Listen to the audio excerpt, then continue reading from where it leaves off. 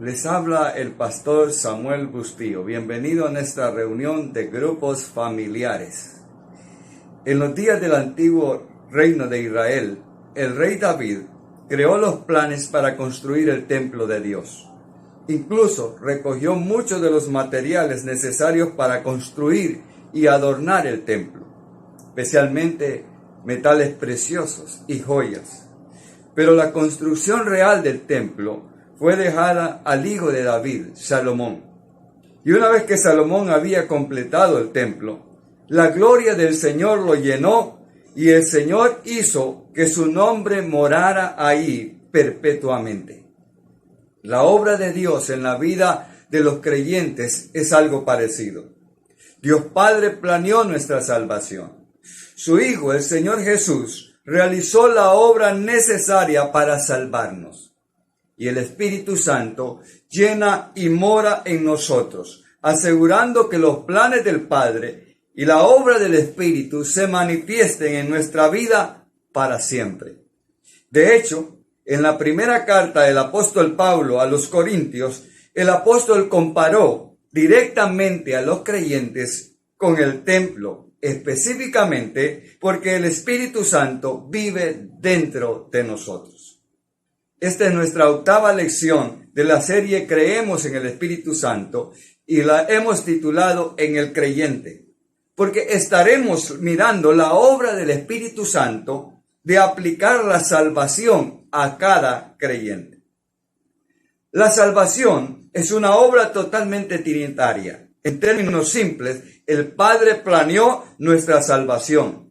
El juez cuya ira tuvo que ser apaciguada por el sacrificio de Cristo en nuestro nombre.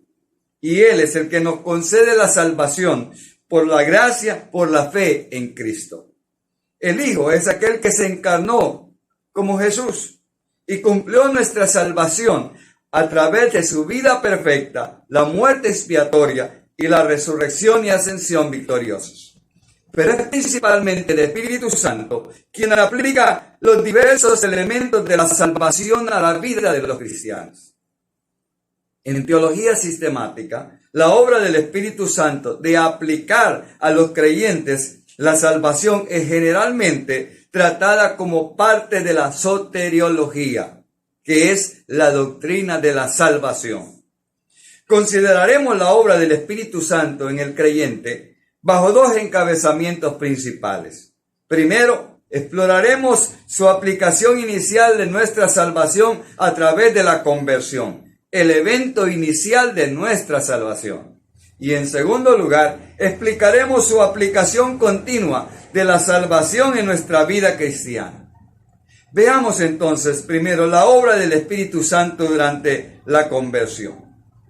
Conversión es cambiar de una cosa a otra. Es en este caso cambiar de una vida a otra vida nueva.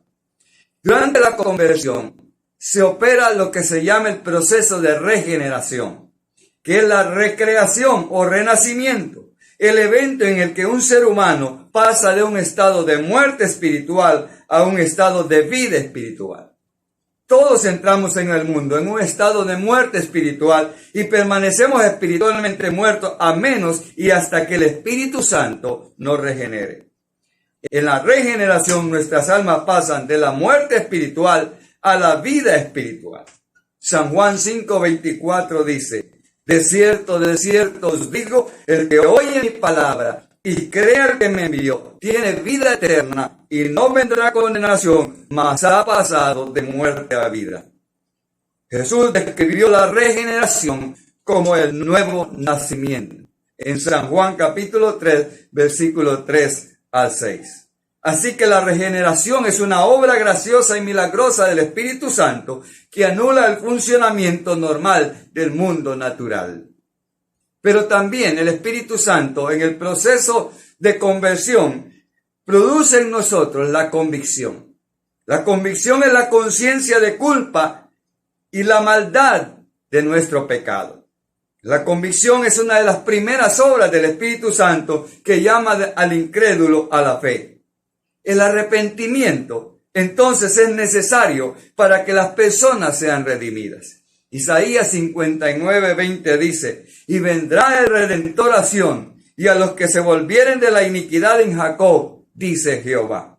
La obra de convicción del Espíritu no solo nos prepara para escuchar el Evangelio, sino que en realidad aplica la salvación en nosotros.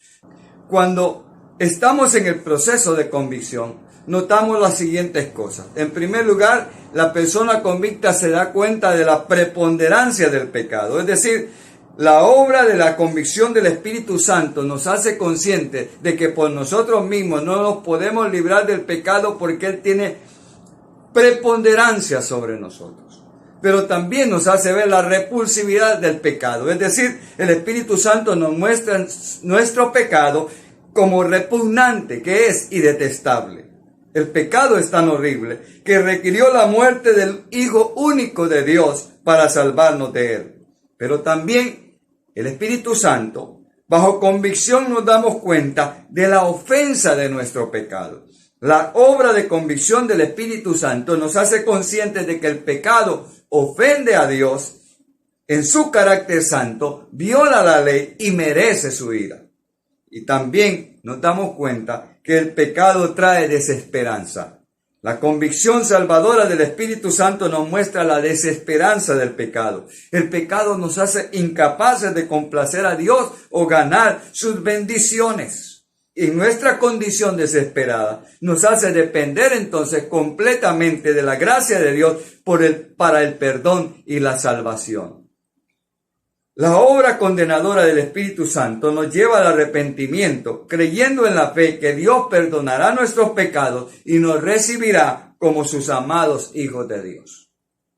Además de traernos a convicción, también el Espíritu Santo opera en nosotros la justificación. La justificación es la declaración legal que absuelve a un pecador de la culpa de su pecado y acredita a él o a ella con la justicia de Cristo. Las palabras aquí entonces, justificación, se refieren al acto por el cual, por medio de la fe, sobre el sacrificio expiatorio de Cristo en nuestro nombre, nosotros recibimos el perdón de nuestros pecados. El Espíritu Santo aplica los beneficios justificadores de la obra de Cristo a los creyentes. Primera de Corintios 6:11 dice: y esto erais algunos, mas ya habéis sido lavados, ya habéis sido santificados, ya habéis sido justificados en el nombre del Señor Jesús y por el Espíritu de nuestro Dios. También el Espíritu Santo obra en nosotros el proceso de santificación. Santificación es el acto de hacer que las personas y las cosas sean santas. La obra de la santificadora del Espíritu Santo incluye apartar a las personas y las cosas para el uso de Dios, purificarlas y hacerlas aptas para estar cerca de la gloria revelada de Dios.